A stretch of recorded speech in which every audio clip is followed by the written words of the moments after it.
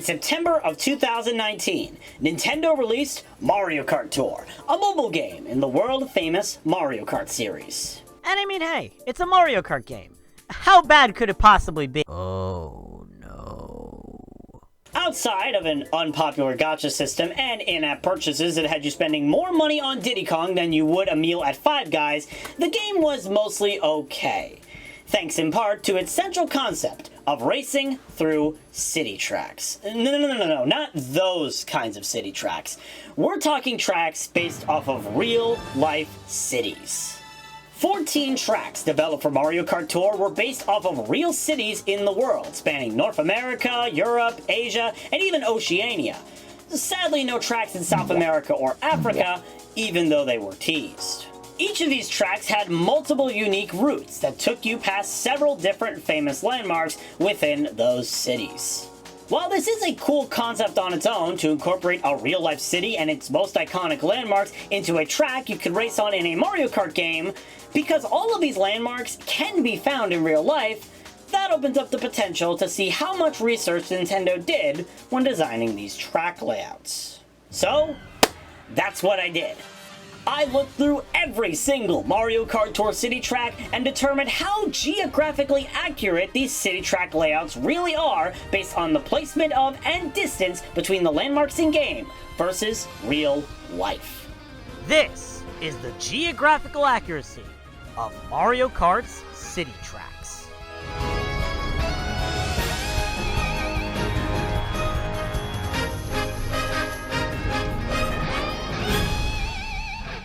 Now before we get into the nitty-gritty, let me just explain the basics. Using personal research and guides I found online, of which I'll link in the description, I took as many identifiable landmarks in all 14 city tracks as I could, and using Google Maps, found out how close the route between them is in real life compared to how close it is in games. The more accurate the Mario Kart route is compared to the actual route between the landmarks, the higher it'll rank. But if there's an obvious problem in terms of the distance or placement of the locations, the track will place lower on the rankings. I'll start by individually analyzing the geographical accuracy of each city track and categorizing them on a simple tier list, ranging from near perfect at the top to severely inaccurate at the bottom. Once all 14 are analyzed, then I will numerically rank them based on how accurate I consider them to be. On top of this, there are 3 additional rules that I'm imposing in my rankings, mostly just to simplify the process.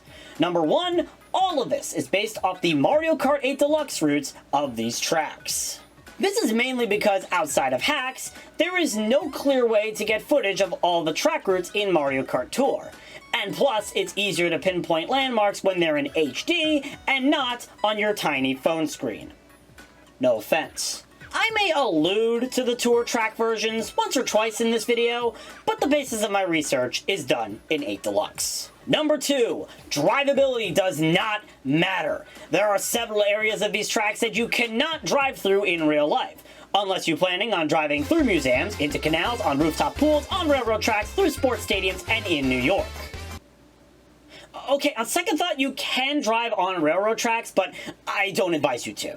More so, every track is being judged under the assumption that all known obstacles are removed, and you can hit every landmark present in a similar fashion to the Mario Kart track path without having any major issues. Number 3, not every landmark will be counted. There are some landmarks that are clearly in the far background, are not visible without a clear divergence, or are too close to other landmarks. So unless there is a specific reason to include the landmark in question, I won't be counting them toward the geographical accuracy. Typically, a landmark will count if it's a part of a track or is at least visible on the side of a track, but out of reach. Most places that look super far off, however, are a no-go. Trust me, this is for the better, as if I had to include every visible landmark, Tokyo would immediately be last for suggesting Mount Fuji is northwest of Tokyo Tower, which... yeah, it isn't. With those rules out of the way, one final thing of note is I am definitely going to butcher the pronunciations of some, if not most, of the landmarks I mention in this video, so I apologize in advance. Gibberish is my first language, English is my second. With all that being said, let's begin with our first city track and head out to Paris, France. Paris Promenade was the third city track introduced in Mario Kart Tour, and was the first city track ported to Mario Kart 8 Deluxe via the Booster Course Pass. The start line is located on Champs-Élysées Avenue, and you begin the race by driving toward the Arc de Triomphe, where you have the option to either drive around the roundabout circling it, or drive through it with a boost item. After a wide left turn, you'll then go through the Human Rights Square, and approach a glider ramp on the Esplanade Joseph Rasinski, allowing you to fly over the Jardins du Trocadero and Ponte Iena towards the Eiffel Tower. After landing, you're met with a split in the road. Going right will bring you under the Eiffel Tower, and to a left turn right before Champ de Mars, which is located in front of École Militaire. You'll then cross the Pont du Carrousel and head under the Pavilion des Trémolis to enter the piranha plant-infested Place du Carrousel, located in front of the Musée du Louvre. After passing the roundabout, you'll go under the Pavilion de Rohan and head towards the Palais Garnier on the right. From there, you'll take a left turn toward the Luxor Obelisk, with one last right turn taking you back to the start line to begin lap number 2. Going left, meanwhile, will cause you to cross the Pont de la Concorde toward the Luxor Obelisk. After a right turn at the obelisk, you'll find yourself going through the Jardin du Carrousel toward the Louvre and Place du Carrousel. From there, you'll follow the same route if you were going to the right at the splits to the start line. This route is the exact same on lap 1 as it would be on lap 2, so with both of those laps done, let's jump over to the route for the final lap. This time, at the Arc de Triomphe, you'll turn right and head on a separate path, passing by Église Saint-Augustin and the Church of Sainte Marie Madeleine. After that, you'll jump off a ramp and rejoin the lap 1 and 2 paths right by the Palais Garnier, and race along the route of the first 2 laps in reverse to complete the race. Now, for a first city track to break down the geographical accuracy of, this one is actually pretty solid. There are some flaws, like the Église Saint-Augustin, the Church of Sainte Marie Madeleine, and the Palais Garnier being depicted as right next to each other, when in reality it's a little over a kilometer journey to hit all 3. But there's nothing that makes the track design heavily wrong or inaccurate. Even some details with the background landmarks are accurate, like how Notre Dame Cathedral is actually positioned right where its real-life counterpart would be, just to the right of the Louvre. So yeah, Paris Promenade is a good geographical representation of the city. Not perfect, but it's good enough to at least be considered for the top half of the list. Overall, a solid start. Now we're on our way to Nintendo's home turf, Tokyo, Japan.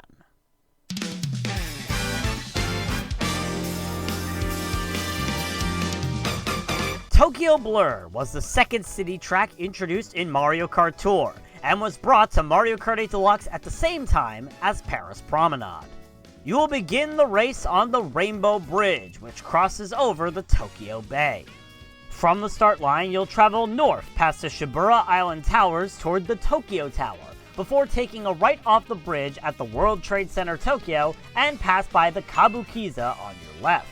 You'll then come face to face with the Wako department store before you're forced to follow the road jutting to the left, which takes you past the Kasumi Gaseki building, the National Diet building, and the Tokyo Dome. After going under the road, you'll take a left at St. Luke's Tower and see the Tokyo Skytree in the distance, towering above Asahi Beer Tower.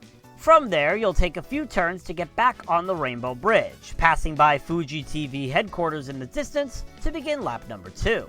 Once again, you'll head off the bridge and into the Ginza district. But this time at the Waco store, you'll head onto the right path infested with swamps, passing by the Shin Marunouchi building on your right. Here, you'll quickly pass by a subway station and a camera store, which somewhat resemble parts of the Akihabara Tech District, of which is emphasized by the word Akiba on the roof of the building. After that, you'll pass under the Kaminarimon, or Thunder Gate, located right in front of Sensoji and next to the Asakusa Shrine. From there, you'll rejoin the route of lap 1, head back onto the bridge, and begin lap number 3. The final lap takes you back down the path of lap 2. However, before the Kaminarimon, you take a right turn and enter a section of the Shuto Expressway, Tokyo's main toll road in the city. Specifically, you'll race on the section that runs alongside the Nihonbashi River. You'll ride this expressway and find yourself circling around the Tokyo Big Sight Convention Center, before you glide off the expressway onto the Rainbow Bridge and complete the race. Now, Tokyo Blur is a great place to introduce a concept I like to call distance manipulation. In short, it's the manipulation of the distance between one or more landmarks to make it seem like they're closer to each other than they actually are in real life. Some landmarks in Tokyo Blur are suspect to this, most of which are introduced at the start with the Rainbow Bridge, the World Trade Center, and the Kabukiza, which are 4 kilometers apart but are covered within 10 seconds. But I mean, this is relatively consistent with the rest of the track, and overall, the route seems fine enough. Flap and Flotsam, what's that?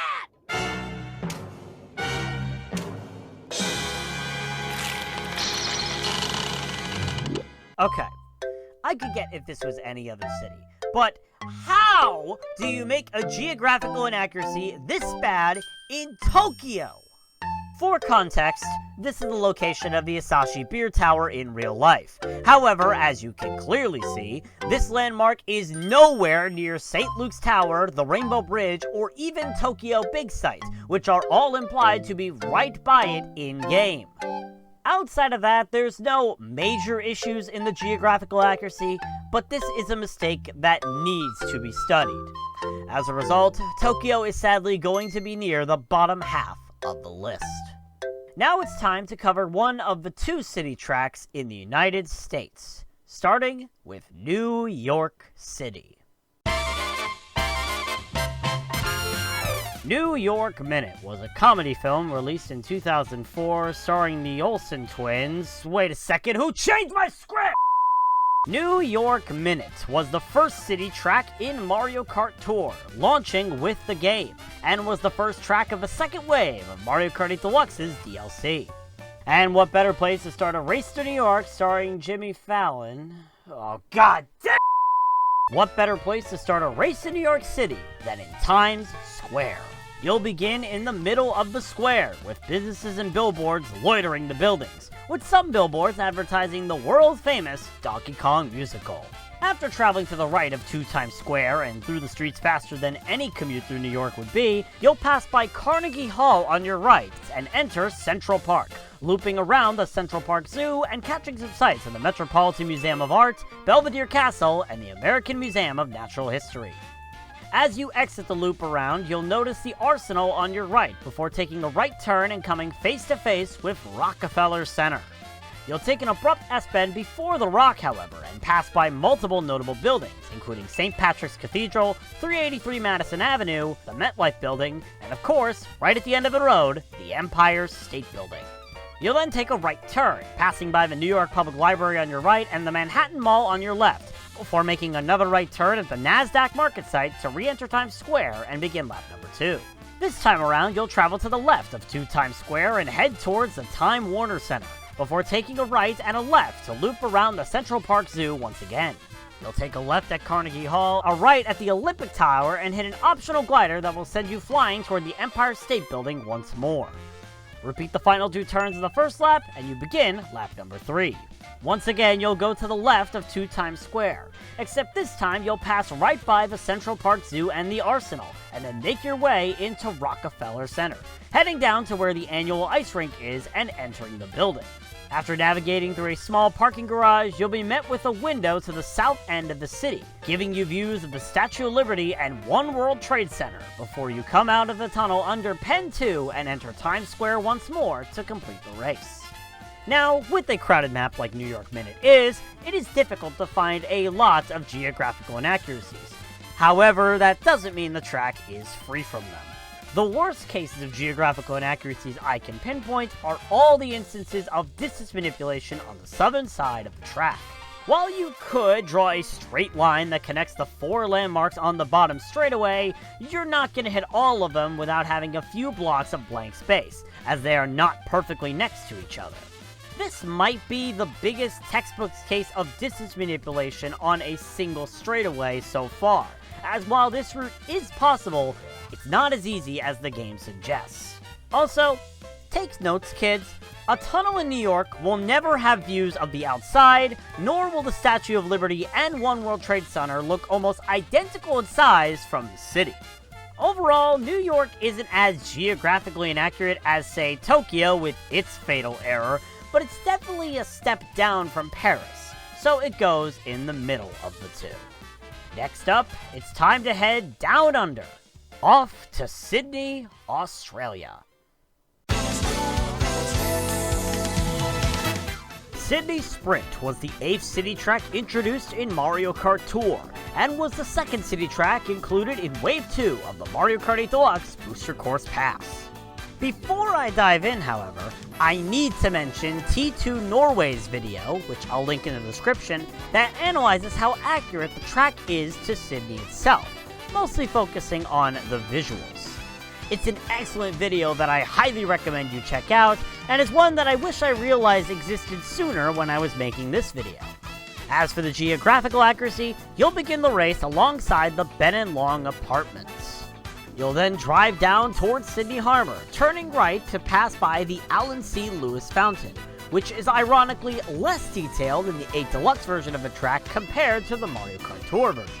You'll then take a left turn and enter the Sydney Opera House before gliding over the harbour and entering Luna Park. After a looping turn, you'll then cross the Sydney Harbour Bridge, with a metro train sometimes running parallel to you, and having passengers throw their cash onto the road. Spoiler alert, this is not possible in real life. You then take a left turn following the path of the Cahill Expressway, passing by multiple key landmarks such as the Four Seasons Hotel Sydney, Grosvenor Palace, and the Customs House before you head back to the start line to begin lap number 2. On the second lap, you'll board a ferry boat docked at Port Jackson and wind up on the opposite side of the harbor at Dawes Point, passing by the Sydney Observatory on your way into the Barangaroo Reserve. After traversing through the windy path of the reserve, you'll pass by the International Towers of Sydney and the Maritime Trade Towers before making your way back onto the Cahill Expressway, this time crossing over the harbour bridge in the opposite direction. At the end of the bridge, you'll divert to a path on the right, leading you into the Mary Booth Lookout Reserve, before gliding across the harbour and landing in between the two canopies of the Sydney Opera House. After a right turn at the Governor's Palace, you'll then make one left turn at the Alan C. Lewis Fountain to begin lap number 3. The final lap is basically the same verse as the first, except you are going in the reverse direction. You head on the Cahill Expressway toward the Harbour Bridge, pass through Luna Park, and glide over the harbour one more time into the Sydney Opera House, and traverse 2 more turns to finish the race.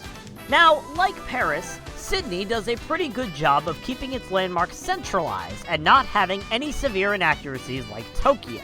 The only noticeable inaccuracy is a case of distance manipulation on lap number 2 around Barangaroo Reserve, as the International Towers and Maritime Trade Towers are a bit farther from it than advertised. However, this is really the only issue I could notice, and it makes Sydney Sprint another track that belongs in the top half of the list in terms of geographical accuracy. From one British country to another, next stop is London, England. London Loop was the 4th city track introduced in Mario Kart Tour, and was introduced to Mario Kart 8 Deluxe in Wave 3 of the Booster Course Pass. The start of the race takes place on the Westminster Bridge in front of Westminster Palace and Big Ben. Once the green flag drops, you'll pass the Portcullis House before making a right turn into Charing Cross, specifically in the roundabout typically housing the equestrian statue of Charles I, with Nelson's Column looming overhead. After that, you'll take a wide bend around the Bush House, passing by the Trafalgar Square Fountain and St. Paul's Cathedral, before you approach Leadenhall Market, where you can either go through to get an item box or around for a faster approach. If you go around, you'll even get a view of the Walkie Talkie building at 20 Fenchurch Street. After that, you'll head into this grand open field that sits in front of the Tower of London, and after passing the International House, you'll cross the famous Tower Bridge. Once across the bridge, you'll go in between London City Hall and Butler's Wharf, and after a right turn and going to the left of the Shard, you'll go through Waterloo Station. After one final right turn in front of St. Thomas Hospital, you'll come back to the Westminster Bridge and begin lap number 2. The second lap takes you to the straight path on the left, leading into St. James Park and Buckingham Palace, where the King or Queen's chain chomps are roaming around the grounds. After passing by the Victoria Memorial, you'll take a quick left turn before hitting the Admiralty Arch, passing by the County Fire Office, through Regent Street, and past the British Museum. You'll then make your way back toward the Bush House and take the road to the right of the structure to cross over the Waterloo Bridge, with the London Eye located to your left. Finally, after 2 right turns going around County Hall, you'll report back to the start line to begin lap number 3. On lap 3, you'll go back into St. James Park and discover that all the chain chomps have been let out and are running amok across London. You'll go under Admiralty Arch and pass through Charing Cross before racing alongside the Thames River. You'll then reunite with the route from the first lap, passing the Walkie-Talkie on your right and Leadenhall Market on your left. After the Tower Bridge, you'll go to the right of the Shard this time and meet the Thames River again, followed by one final meeting with the London Eye and County Hall on your right, before taking the final right turn and completing the race.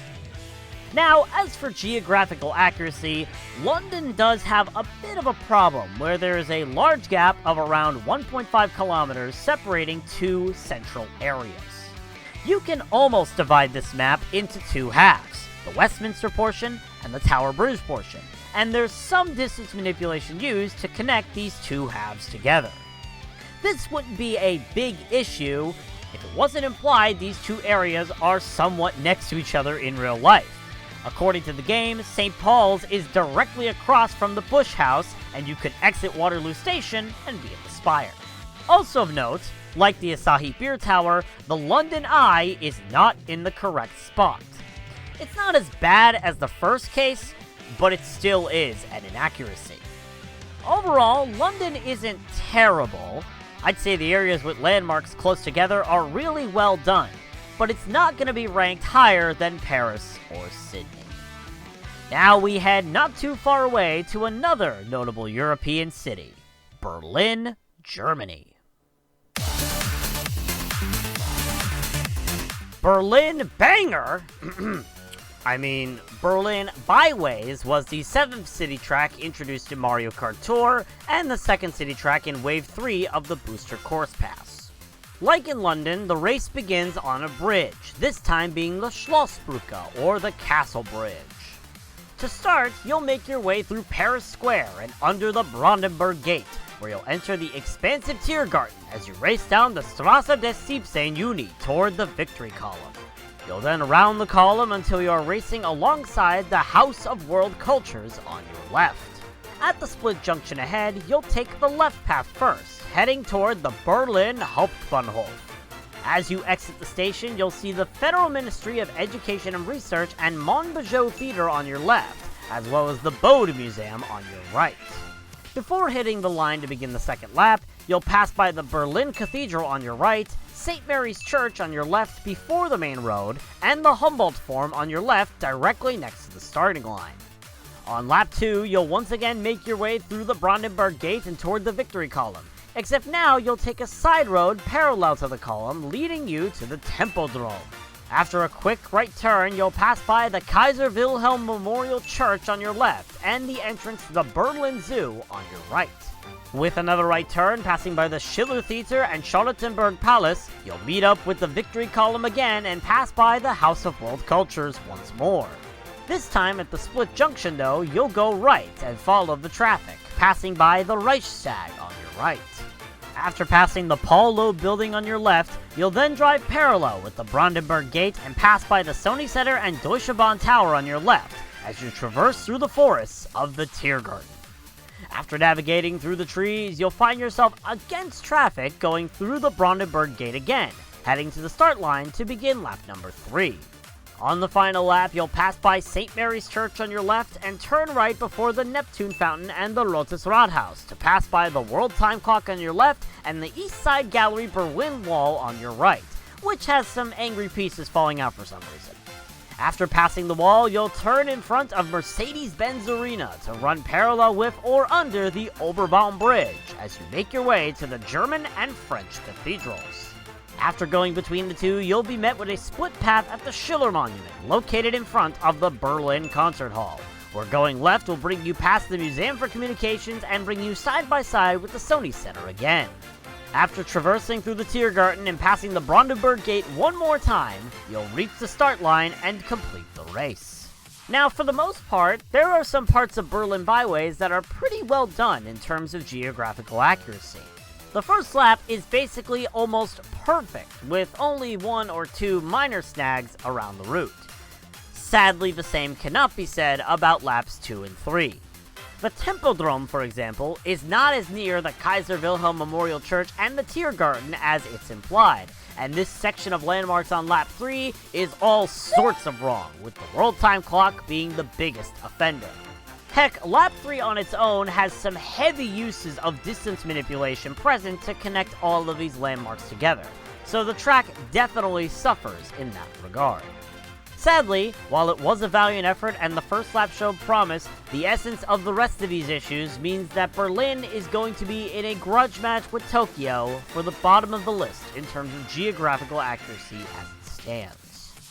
With that done though, let's move on to the neighboring Netherlands and tackle the city of Amsterdam.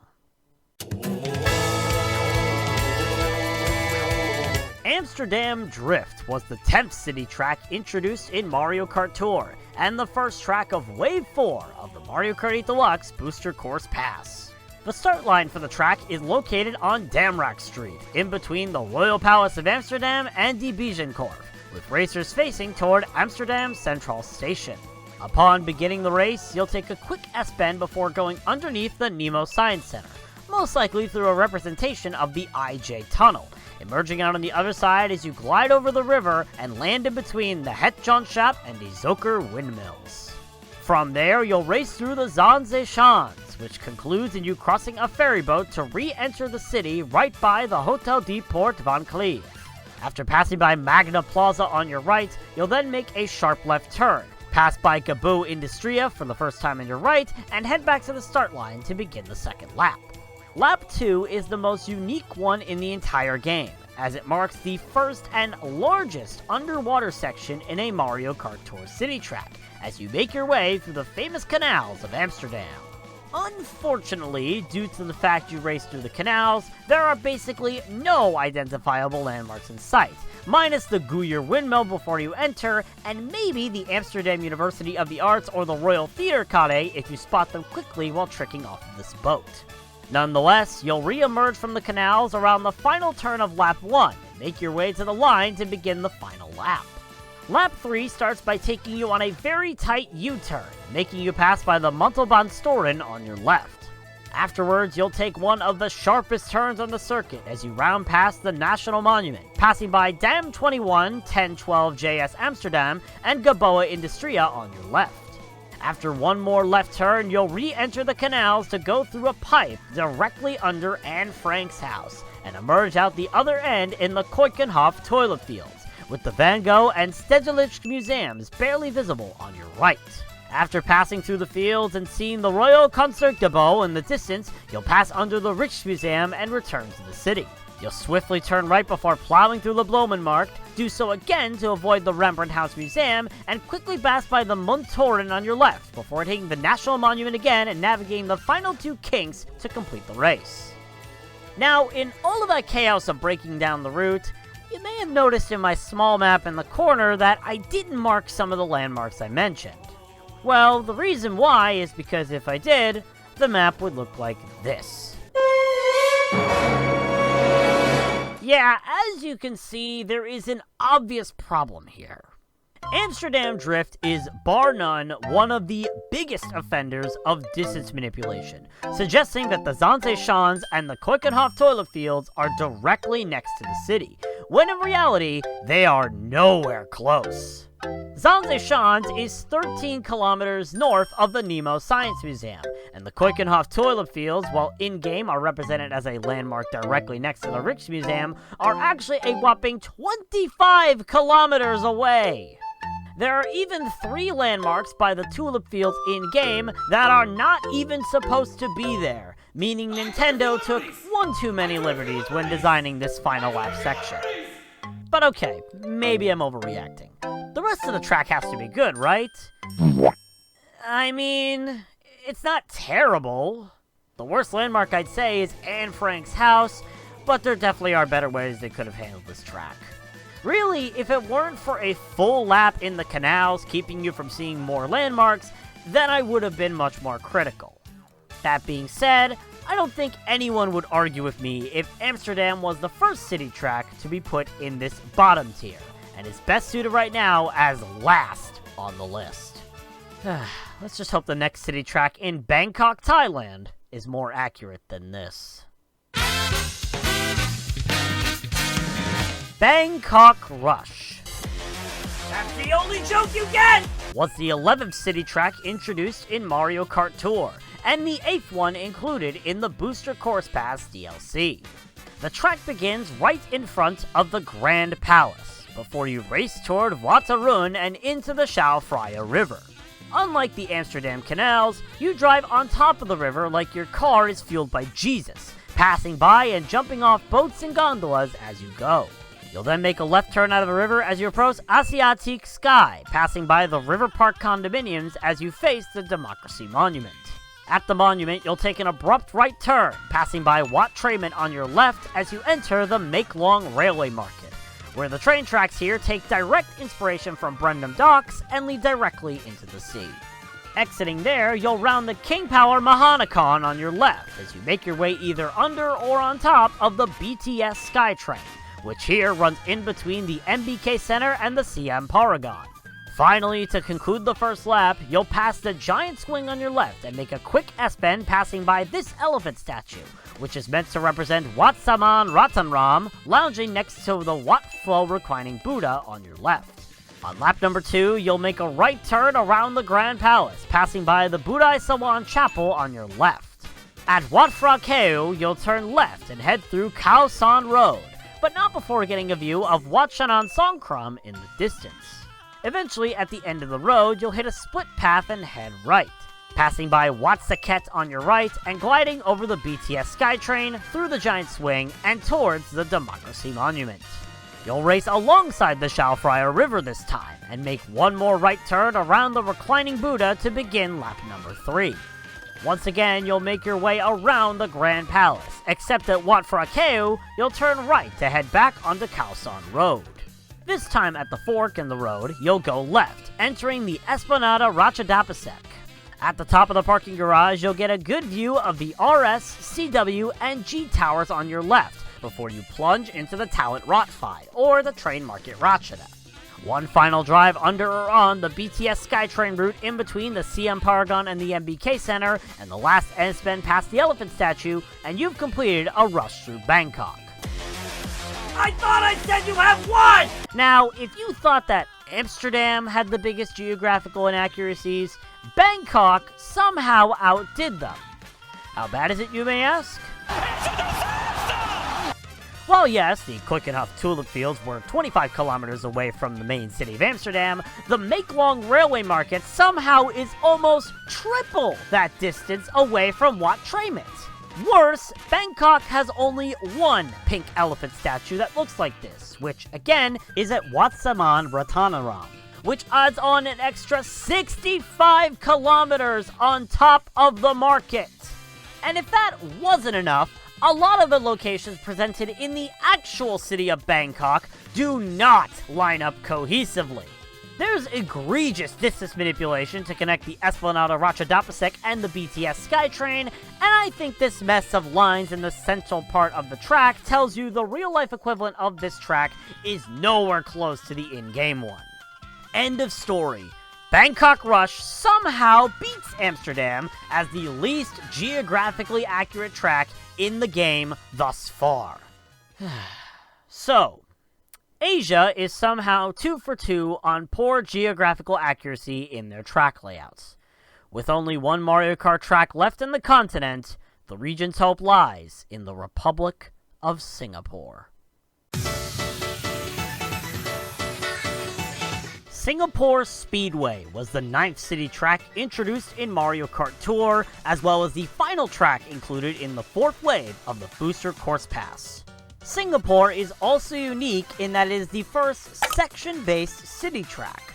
Unlike every other city track thus far, which has used the same start-finish line to begin each lap, Singapore has a second start-finish line that begins one of the 3 laps around the track. Nonetheless, your journey through Singapore begins on the Esplanade Bridge as you race down toward the Fullerton Hotel, the Clifford Center, and the OUE Link and Tower. With a left turn at the Marina Bay Financial Center, you'll board a cannon and fly up to the top of the Marina Bay Sands, where you'll race through the hotel's famous infinity pool. And if I had a nickel for every time your card impersonated Jesus in Asia, I'd have 2 nickels. After that quick swim, you'll then glide down from the top and land in the float at Marina Bay. You'll then take the carousel turn around the Esplanade Theaters on the bay, grabbing views of multiple notable buildings like One Raffles Link, the Civilian War Memorial, and St. Andrew's Cathedral as you hit the initial start line to begin lap number 2. Once again, you'll make your way through the center, passing by the Fullerton Hotel, Clifford Center, and the like, before turning right at the Marina Bay Financial Center and entering Singapore's Chinatown. You'll go under the main gate, pass by the Thian Hock Keng and Buddha Tooth Relic temples, and eventually make your way out, but not before getting a view of Maybank Tower on your right. Afterward, you'll make a quick S-bend, crossing the main road you just traveled on, and snake your way past One Fullerton Mall and the Merlion Park statue as you glide over the river, but not before getting involved with the spectral water and light show that plays in the channel.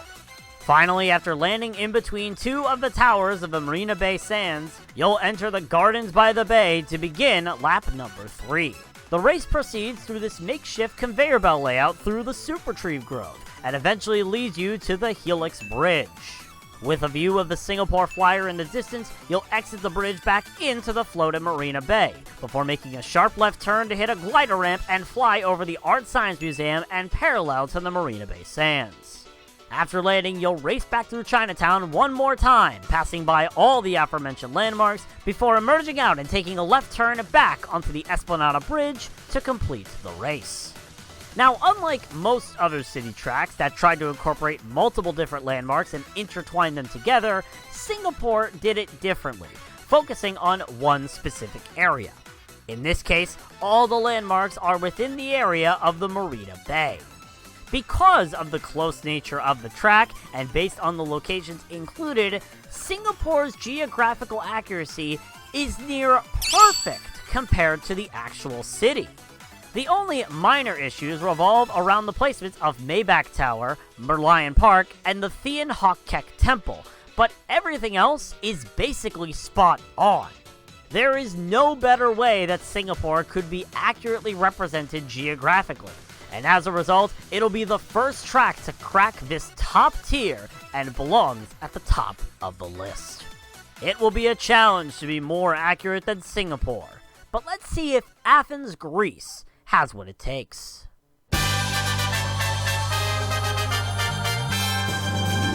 Athens Dash was the 12th city track introduced in Mario Kart Tour, and the first track of Wave 5 of the Booster Course Pass. Unlike every other city track that mostly takes place in a bustling downtown area, however, this one takes place within the ruins of the Acropolis, confirming Zeus is indeed the one who's target shocking you on this track. The race begins in the Parthenon, with the now defunct Athena Promachos statue on your right, and after a sharp left turn, you'll find yourself driving through some generic ruins. You'll run alongside the Stoa of Eumenes on your left until you reach the Theater of Dionysus, and run around it like it's a corner at Bristol Motor Speedway. You'll then exit the theater, heading toward the Temple of the Olympian Zeus before making a quick U-turn, passing by the Choragic Monument of Lysocrates and hitting a glider ramp past Hadrian's Arch. You'll then fly into the Choragic Monument of Thrasyllus before making your way around where the race began, but instead opting for a side path next to the Temple of Roman Augustus to begin lap number 2. From there, you'll take a dive back down to the Theater of Dionysus and re-enter the ruins adjacent to the Stoa of Eumenes. But this time, you'll enter into the Odeon of Herodes Atticus at the other end. With a quick climb up, you'll then take a sharp right around the Temple of Athena Nike, passing by the Bull Gate and the Pedestal of Agrippa on your left, before entering into the Propylaea, which acts as the grand ascension to the Parthenon that will mark the start of the third lap. On lap 3, you'll once again take a left turn with the Acropolis flagpole in the distance, and pass right by the Erechtheion on your left as you glide down toward the Roman Agora, with the Temple of Hephaestus in the distance. After a quick hairpin turn, you'll pass under the Gate of Athena Archegitus and pass the Tower of the Winds as you make your way up the Acropolis of Athens on what is supposedly a representation of Areopagus Hill. With one final hairpin turn in front of the Philopopos Monument, you'll find yourself going through the Bull Gate and once again ascending up the Propylaea to complete the race at the Parthenon. Once again, like Singapore, Athens takes the approach of focusing on one centralized landmark and building a track around it. And for the second time in a row, it results in a near perfectly accurate layout. There are some minor snags, such as the Temple of Olympian Zeus and Hadrian's Ark being pretty far away from the Theater of Dionysus, or the background elements being a bit off, but the track is still near perfect in terms of geographical accuracy, and deserves a spot near the top alongside Singapore. We're 2 for 2 on tracks with near perfect geographical accuracy, but can Los Angeles, California make it 3? Los Angeles Laps was the 6th city track introduced in Mario Kart Tour, and the 11th track ported over to Mario Kart 8 Deluxe. LA Laps, ironically, also has the unique property of being the only full section track, with 3 separate lines across your journey through the city, meaning there's technically only one LA lap. Despite that, you'll start the race on the Santa Monica Pier, surrounded by multiple noticeable landmarks, including the Bubba Gum Shrimp Company, the Blazing Saddles Beach Rental Store, Pier Burger, and even the Pacific Wheel. You'll turn left directly off of the pier and start driving on the beach, starting at Santa Monica Beach before hitting Venice Beach and its skate park, and finally concluding your beach trek at Manhattan Beach, as indicated with the Roundhouse Aquarium at the end of the pier and the volleyball nets, which mark this beach as the home to a yearly open volleyball tournament. Once passing that, you'll re-emerge onto the road, passing by several buildings, including the Venice on the Beach Hotel, the Enterprise Fish Company, and the California Heritage Museum. Afterward, you'll make a right turn at Tongva Park and begin lap 2 once you're under the 4th Street Viaduct. Lap 2 begins with you circling around the Los Angeles Convention Center, where E3 has officially been replaced by Mario Expo.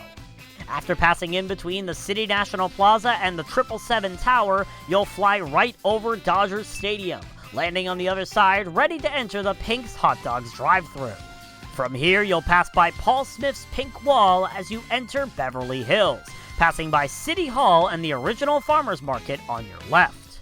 Afterward, you'll take a quick shopping trip through Rodeo Drive before emerging back on the Central Street perpendicular with Santa Monica Pier. You'll pass by Tongva Park on your left and then take the left path at a fork in a road and begin lap number 3 by entering the now closed Inglewood Oil Field.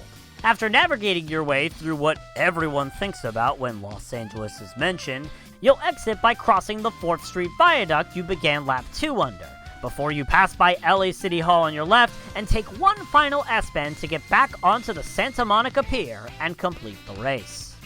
So if it isn't obvious, this track makes use of multiple different key landmarks across the city, and when Los Angeles is the 10th largest continental United States city in terms of area... Oh my God! Yeah, this was inevitable. There is a heavy use of distance manipulation here that completely butchers the track layout, but at the same time, most of it is at least correct?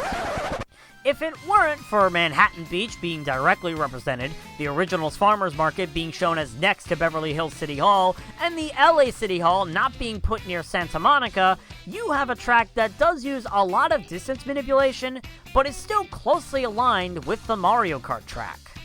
However, these 3 points I mentioned, sadly, are the killing blows, and put this track around, if not below, Berlin, in terms of accuracy. Next up is the last track in North America, off to the Great North, and Vancouver, Canada. Vancouver Velocity was the 5th city track introduced in Mario Kart Tour, and was the final track introduced in the 5th wave of the Booster Course Pass. Now, funny enough, There already is a video by Loading Ready Run detailing the landmarks of Vancouver Velocity's first lap and calculating how long the drive would be between each of their locations. I'll link that video in the description below if you want to check it out. As for the summary, the race begins in front of the Fairmont Hotel and the Vancouver Convention Center, before traveling down the road to the Olympic Cauldron used in the 2010 Olympic Winter Games that Mario and Sonic competed in.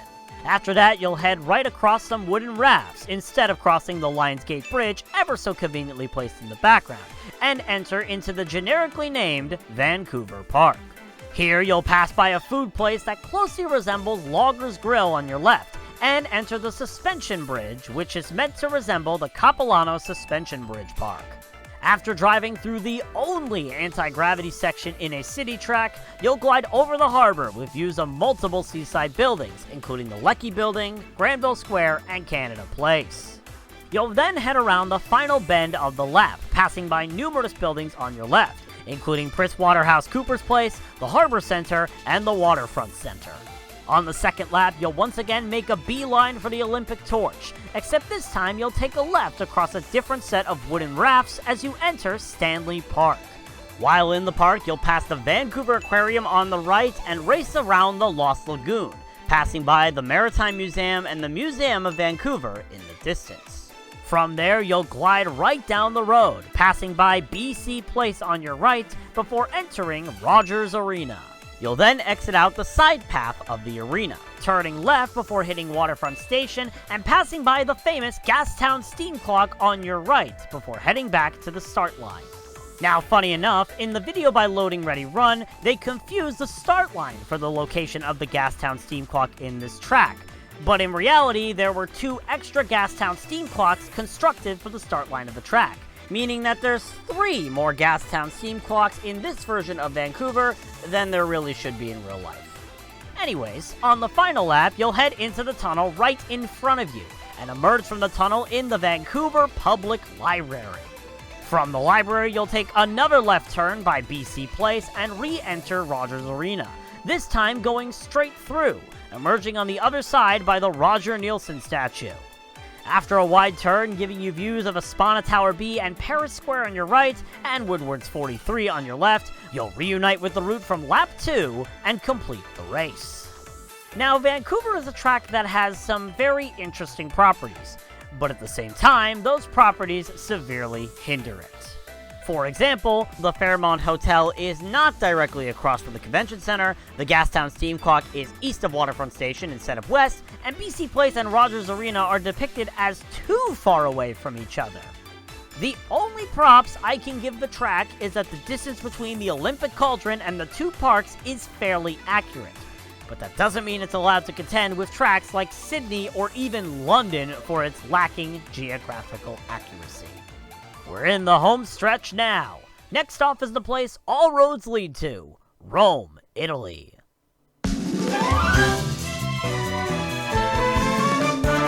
Rome Avanti was the 13th city track introduced in Mario Kart Tour, and the first track of the final wave of Mario Kart 8 Deluxe's Booster Course Pass. The race begins within Via del Corso as you face toward the Victor Emmanuel II Monument and Piazza Venezia. At the start of the race, you'll travel to the left of the monument and make your way to the Roman Colosseum, where you'll do a spiral before exiting by Foro Romano. After passing by multiple temples, including those of Vespasian, Titus, and Saturn, and potentially passing under the Arch of Septimius Severus, you'll squeeze in between the Senatorial Palace and Palazzo dei Conservatori to enter Campidoglio Square. Here you'll round the equestrian statue of Marcus Aurelius and pass by Palazzo Nuovo, before exiting down the Cordanta Capitolina. Afterward, you'll enter Campo di Fiori, rounding the monument of Giordano Bruno, as you make your way to the Messa Fountains located within Piazza Navona, with the Fountain of the Moor, the Fountain of the Four Rivers, and the Neptune Fountain all being represented. After a swift final turn in Piazza del Popolo, you'll hit the start line to begin lap number 2. Now this is where things get a bit quirky, as you'll now turn right at the Victor Emmanuel II Monument and loop around to hit Piazza Navona once again, this time going to the left at Piazza del Popolo toward Ponte del Popolo, looping around the Flaminio Obelisk and taking the rightmost path. From there, you'll ascend up the Spanish Steps toward the Salustiano obelisk, taking a left turn at the top to enter the Villa Borghese Gardens, with the Temple of Aesculapius even visible in the center of a lake. After a frantic frolic, you'll jump down into the Terrazza del Pincio and return to Piazza del Popolo, now turning counterclockwise around the Flaminio obelisk to return to the start line and begin lap number 3. The final lap begins with you taking a left turn before the monument and taking a glider ramp over the Trevi Fountain. After that, you'll pass by Trajan's Market on your left and now enter into the bullpen, or should I say the chain chomp pen, of the Roman Colosseum. After surviving the metal-hungry chain chomps, you'll make a right turn and pass by the Senatorial Palace on your left, with the Central Museum of the Risorgimento on your right, as you re-enter Capitaglia Square. From there, you'll follow the route you took on lap number 1 to reunite with the start-finish line and complete the race. Now, Rome is a track that definitely partakes in distance manipulation. However, unlike other city tracks, it's actually not as bad here. While yes, looking at a map will tell you that the track layout is just bits and pieces of 6 central locations stitched together, which is eerily similar to what Los Angeles did, in reality, these landmarks aren't as far apart in real life, with the distance maxing out at a little over a kilometer between each central location. That being said, that largest distance is depicted as one of the shortest distances between 2 landmarks in the game, with Piazza del Popolo depicted as right next to the Fountain of Neptune. I'll give them credit for at least making it so the locations they chose are condensed enough, but there are still some clear cases of distance manipulation that somewhat ruin the rank of the track and put it toward the middle tier. One final city track remains. Time to head to Madrid, Spain. Madrid Drive was the 14th and final city track introduced in Mario Kart Tour, and the final track from the mobile game ported to Mario Kart 8 Deluxe. Your journey through pain with an added S begins in Puerta del Sol, with the horse statue of Carlos III looming to your right in front of the Tio Pepe sign. After passing by the Rio Casa de Correos on your left, you'll then take a left turn at Calle Mayor 49 and head through the suburban streets of the city. As you approach the first hairpin turn, on your right will be the Sabata Market and Sobrino di Botin, and as you exit the turn, you'll enter Plaza Mayor. While it's mostly obstructed by tables and chairs, and your attention may be focused on the EP Wiggler in the plaza, you'll be rounding the statue of Felipe III, before exiting out and passing the Royal Congregation of San Isidro and Teatro Nuevo Apollo on your right. From there, you'll pass to the right of the Fuente de la Alcachofa as you enter Atocha Station.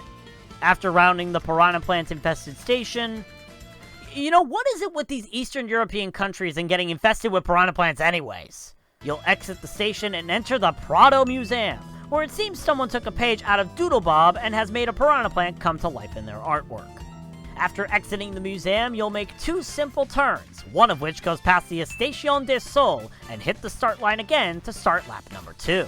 This time at Calle Mayor 49, you'll turn right and head under the Segovia Viaduct, taking a wide hairpin around the monument of Ramon Gomez de la Sema, while catching views of Palacio Real de Madrid, the Almudena Cathedral, and the Rio Basilica de San Francisco el Grande. At the end of a turn, you'll enter into the Market of San Miguel, before swiftly entering Plaza Mayor once again, where the EP Wiggler has woken up and is causing a ruckus. After rounding the plaza, you'll exit in the same place, but this time pass by Atocha Station and continue forward into Retiro Park. The Fuente de Anjo Caido and Palacio de Cristo, not to be confused with Cerveza Cristo, will be on your right as you glide over the river and pass the monument of Alfonso XII. Landing on the other side, you'll catch a glimpse of the Whizzing Center and Plaza de Toros de las Ventas, before making a hairpin turn and traveling through Puerta de Alcalá before you re-enter Puerta del Sol and start the final lap. Once again, you'll make your way to the Segovia Viaduct, this time continuing to turn after the hairpin to cross over it, with Edificio Metropolis in the distance. You'll then pass by several notable buildings, such as the Church of St. Joseph, the Principal Madrid Hotel, and the Edificio Grassi, before turning right at the Monumento Cervantes and entering into the Santiago Bernabeu Stadium. While you avoid Shoe Goombas playing a game of soccer, You'll score a goal on your own as you exit the stadium and take one final right turn to complete the race. Now, Madrid is an interesting beast because it has by far the most recorded landmarks of the city tracks, but at the same time, it does a really good job of showing them off while remaining geographically accurate. Almost everything is correct with the track layout, except one tiny factor, and any Madrid residents might know what I'm talking about. It's the stadium. Granted, it's not a locational error like the Asahi Beer Tower or the Tempodrome, as its location in the track is somewhat close to its real-life location, with it being behind the Church of St. Jose and the Principal Madrid Hotel, but man, I can't excuse the fact that you travel almost 4 kilometers in 2 seconds in this clear victim of distance manipulation. I'll cut it some slack, as the Gate of Europe is also visible in the distance, which is even farther from Madrid than the stadium, but still, you remove the stadium and we're looking at a contender for the top. For now though, it goes near the middle of the list. Alright, with the geographical accuracy of all 14 city tracks officially analyzed, now it's time for me to numerically rank all of them from least to most geographically accurate. Now, I will state beforehand that this is my opinion on which ones are the most and least accurate based on the data, but if you feel I ranked them wrong, then feel free to comment your thoughts down below. With that said, starting our list, number 14, Bangkok Rush. With 2 locations that are over 60 kilometers away from the central area the track focuses on, not to mention the general mess that is said central area, and the clear stretching of bounds to even include all the landmarks in question, this track is just too inaccurate to not put at the bottom of the list. Number 13, Amsterdam Drift. The Zaanstad and the Keukenhof fields are the biggest flaws, but there is somewhat of a solid basis compared to Bangkok that could geographically make sense. But the only reason I'd say that is the case is because of the lack of landmarks in the canals. Number 12, Los Angeles Laps. The largest average of distance manipulation by far, and while the sections of the track do hold true to the layout, the small errors do tally up and hurt the ranking more. Number 11, Berlin Byways. Yes, the first lap is solid, but between the Tempodrome and World Time Clock being in the wrong spots, and the entire third lap using a lot of distance manipulation, it sadly is not as high as it feels like it should be. Number 10, Tokyo Blur. Like Berlin's first lap, it's solid, but the Asahi Beer Tower being in the wrong spot ruins its ranking. Remove or replace it with a different landmark that fits in, and the track, as a result, would be ranked a little bit higher. Number 9, Vancouver Velocity. The biggest issues here are probably with the suspension bridge parks' distance manipulation and the downtown buildings being cramped together a bit, but it still earns its place near the halfway mark for everything else. Number 8, Madrid Drive.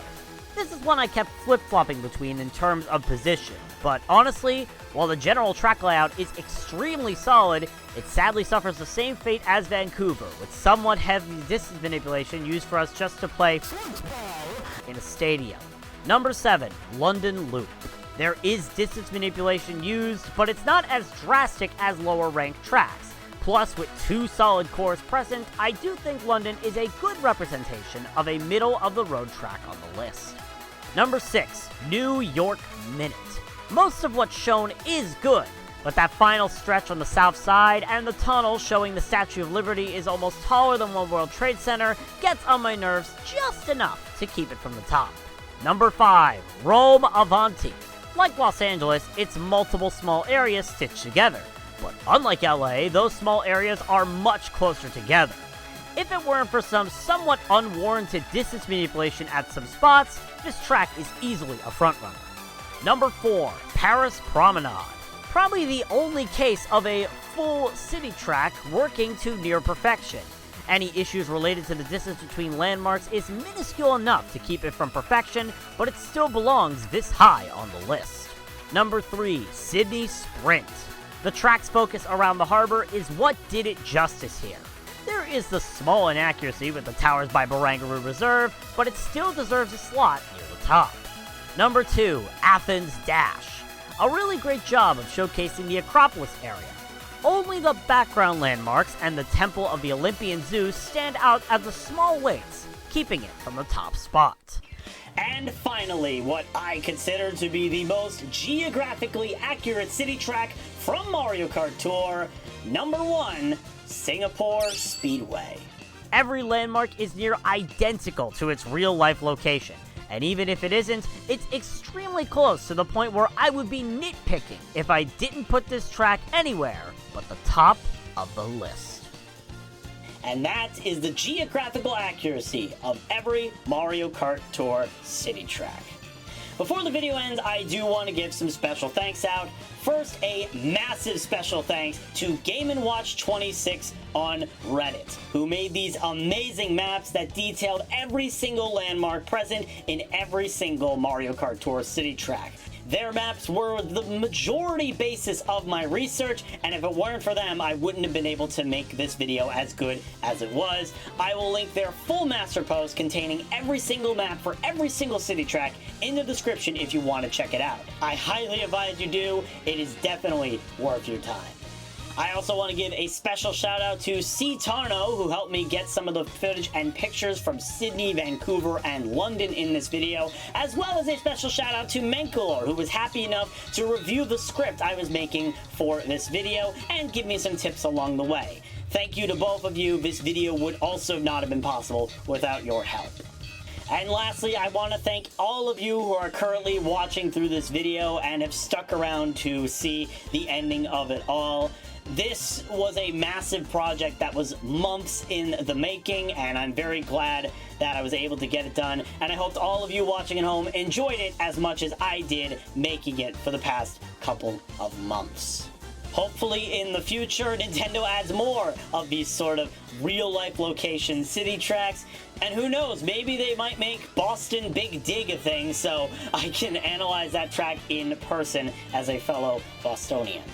But that's going to do it for this video. Thank you all for watching. My name has been Bowsy. Until we meet again, have yourself a good one. Oh yeah, one more thing. You might have noticed across the duration of the video that there was a ticker in the bottom left whenever a specific landmark was mentioned or whenever something was in view. Well, about that. Across all 14 city tracks, there were a total of 6 Ferris wheels, 10 to 11 stadiums, depending on your definition, 11 train-centric landmarks, 16 notable bridges, 12 fountains, 14 theaters, 20 museums, and, if you count Athens, at least 32 places of worship, which include churches, cathedrals, and temples. You're welcome.